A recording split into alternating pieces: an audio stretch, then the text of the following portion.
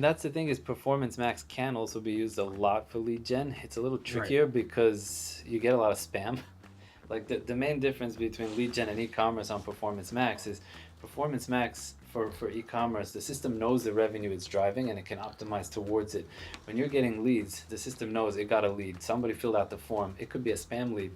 The system will pat itself on the back and try to get another one because it thinks it did a good job. You don't assign a And value to that? so yeah, so you do lead scoring. You can say like a phone call is worth more if they made it further in your funnel, then they're worth more.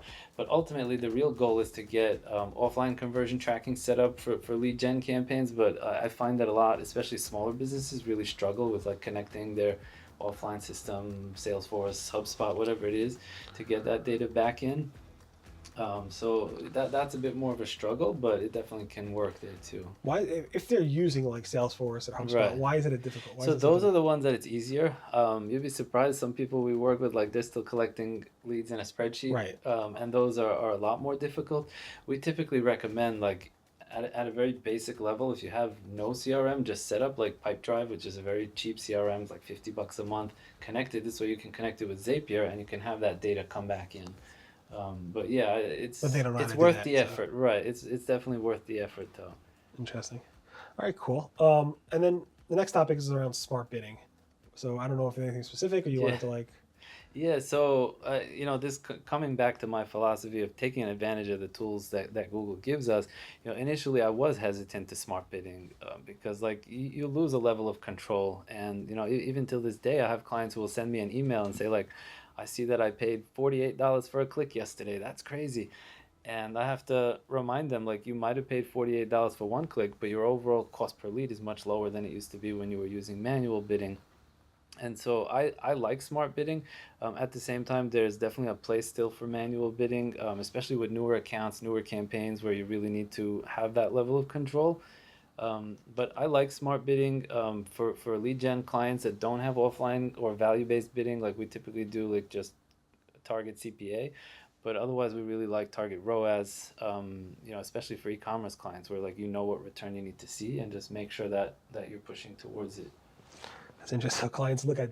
I assume most clients don't look that careful. Most don't, but I do get messages like that, and it's like, what's this keyword here? Why did I pay $48 So you have a for a template click? like you just send back a client. It's Yeah, interesting. In terms of like when obviously you said you hinted to it, like when smart bidding first came out and all this, I'll handle everything for you type of stuff. A lot of PPCers were like, Google's evil. right. Google's just trying to take our money. You thought that initially, maybe, but Yeah. In the beginning, I was very hesitant to these kind of things because it wasn't as proven, but we still tested it with small budgets. Typically what we do is like we'll reach out to clients who are open to these kind of things and be like, hey, we really want to test this. Can I take 20% of your overall budget next month and test this and see how it does? And so that's kind of like our process. And then be like, okay, this is working. Let's try it on another account. And until you get to a certain level of comfortability, you're like, okay, this really works. Now we recommend it. But yeah, it's the same thing for broad match keywords. For a long time, you would ask me, I would never have a single broad match keyword in any account. But today, we use a lot of broad match and it works well. so Google's not trying to defraud us and steal our money. And I'm just joking. I know Finn is Played the like fifth. Finn is like. I just posted an interview with him recently about like how he basically said this is going to end up making the end Yeah. of Google Ads. Yeah, I mean, if you look at it, there are a series of changes over the years that benefit Google in terms of increasing cost per click, increasing the amount of auctions that there are for each thing, and they're always small little things one after the other. They say they do it in the best interest of advertisers and advancing the technology, but listen, at the end of the day, it is what it is. It's their world. We just play in it.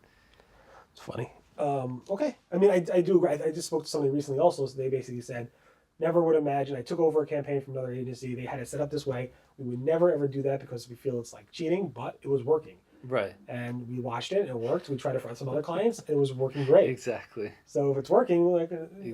always have an open mind, always test this stuff. Yeah. So that's the thing with anything in marketing, anything new, you gotta really test it. And Right. sometimes you'd be surprised, I guess. Yeah, and it doesn't always work the same for every client. Like we have a lot of clients where we've tested maybe broad match or performance max and it just didn't work the same and went back to what was working previously. But in general, I think like for more often than not, it does work better. Okay, that's good. So yeah. Do you want to talk anything about local or? We don't really do a ton of local stuff. I mean, we do, like a lot of our lead gen campaigns are geographically targeted for people that provide services in specific areas, but not so much dealing with local listings or things like that. But yeah, typically in those cases, like it's really important to make sure you have your settings unlocked because one of those things that Google likes to enable as a default is to have your location. Let's say you want to target anybody within a 10-mile radius of Ocean, New Jersey. Google will automatically do anybody who's recently been in that location and or interested in that location, which typically doesn't convert as well. And so like you got to know to like tweak that setting and make it only people that are actually there and not interested in it. So many settings now. Yeah, It's so like we have insane. like a laundry list of these settings that when we set up a campaign or take over an account that we kind of go through and make sure we have it as tight as possible. Do you use any tools?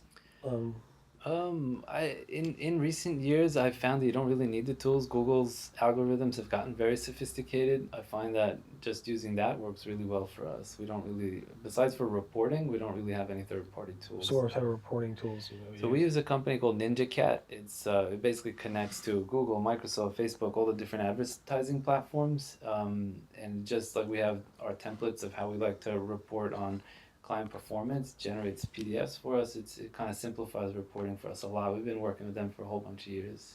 Anything about how's the whole GA4 thing working out for you? It's a process. Just getting all of our clients to get it installed. We try to help where we can, but like, yeah, I mean, it's the kind of thing like if you're setting it up now, you're already a bit late because, I think July of this coming year, like you stop collecting data on the old one. So if you didn't have it set up last July, you don't have year-over-year data within the same interface. But it's just again, change is inevitable. Right. Try to adapt as best They as probably, possible. you think they'll probably extend the deadline a little bit. I don't know, it seems like they're being firm on this one. My feeling is that I mean, so I've been using analytics since it was Urchin Analytics Yes. before Google Analytics, and my feeling is that they've collected so much data that's getting them in hot water in the EU and other places with like privacy-centric policies, and they just want to get rid of it. Right. But I think they're And going to have to give a little more time, but this is the process. right, I think that's why they announced it so early when it wasn't ready. right. Let's go a little I back. think Sorry, so go ahead. I was gonna say I think the weird part for me on GA4 is that like the big platforms of today, like Shopify, don't have default integrations with GA4, Google Analytics 4, and so like people want to set it up, but they need a little more technical expertise, and like so I kind of wish that there was more movement on that front, but you never know. It's funny because GA4 is actually a Fire-based product, Right, and a lot of my customers do a lot of mobile apps, right. So you're and they already have GA4, but they don't know they have GA4. okay. Because when you set up, there you go, I'll set up a new GA4 profile. I'm same like, thing. don't set up a new one. Use that. This way you bring in your app data to Right. the whole picture. That's So very it's cool. kind of funny. And you mentioned Urchin. When you guess you started using Urchin back in like 2002 or so, 2003. Yeah, yeah. We actually started in 1990s. Oh wow. It was installed on the server and only looked at your log files.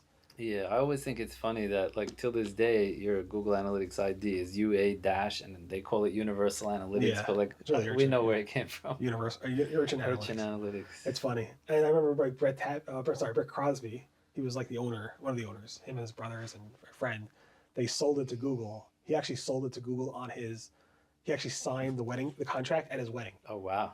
Like, and then he ran to his wedding and that was it. I was so Yeah. happy for the guy. And then obviously he's no longer there. I think he's doing some investing type of stuff Right. now. But that was one of Google's first big acquisitions. Yeah. It wasn't big relatively to what they do now, but Right. for But Brett it was really If big. you think about it in hindsight, it was a really smart move. It gave them a tremendous amount of data on just the overall. Everybody has Google They're not Analytics dumb, installed. so, And yeah. they've done a lot of that kind of stuff over the years. And I think a lot of times people don't realize, like with Grand Central, when they bought Grand Central, made Google Voice, that gave them the technology for transcription, voice to text. With reCAPTCHA, it helps them with their self-driving Yeah. cars. They see like the stop signs and the bridges All this and free all that stuff is really not free. It's, even like the map stuff. Who would give away Google Maps for free? And Right. Why would they do that? But These now GPS there's- devices are thousands of Yeah, dollars. yeah, But it's tracking you and it's using that for everything. So, yeah. yeah, I don't. You were in the days of like printing out log files and highlighting it for clients, showing them. No, I used to print out reports and show up to Right. meetings, but no. I remember printing out raw log files using a highlighter to say Wow. this came from what was back then web crawler. This came Yeah. from like I don't know. You name this Yeah. ask.com. I mean, That today shit's- I don't even have a printer connected to my computer. I see That's that. I do have a fax. I have a e-fax number just for the 1 or 2 times a year I have to send Yeah. something to the IRS. I used to have one of those. I got rid of it like 5-6 Yeah, years I ago. spend like $15 a month for sending 1 fax or 2 faxes a year. I don't know. Which is Yeah. kind of dumb. There's probably free like services you can use. But. Yeah, I mean, like even my VoIP phone line, I don't really use anymore, and I'm just thinking like, what do I need it So you have for? your clients call your cell? We do Google Meet, like Yeah. just So your clients still have your cell phone number. yeah, people call the number, but like I hardly use it as much as I Interesting. used to. I have to get rid. I have like my office. Nobody comes into your office either. Yeah. My office is completely empty. I said this in numerous videos. I just in a year and a half from now, my lease is up. I'll probably just get rid of it. Right. I'll probably get a small office somewhere else. Yeah. But I don't need phone lines. I have to figure out. I guess I have to use one of these. I don't know, Ring Central types of Yeah. solutions. So I use a company called DialPad. Same idea. It's an app on your computer, and you don't need the desk phone Right. anymore. Right. Just Well, I really do appreciate Sure. you having me here. I appreciate it. Is there anything you want to tell people how they can find you, what you do, or maybe they can hire you? Yeah, well, first of all, thank you so much for having me on. Appreciate the opportunity. You can definitely find me on Twitter and LinkedIn, Menachem Ani, and visit our website, jxtgroup.com. Always happy to talk Google ads, Facebook ads, and reach out if you need help in any way. Can I ask what the JXT stands for? I wish I knew. It was I was just starting, needed a name. That's it, really? for it. All right, cool. But I do get that question a lot. I got to come up with a good answer for it, though. You can make something up. People ask me why Rusty Brick, and we used to tell people because it's like web and construction, and we build stuff, and there's bricks, construction, Yeah. but it's really not. So But it is a cool, unique name, so it yeah, works. I guess. Okay, so yeah. Anyway, thanks again. I appreciate it. Thank you.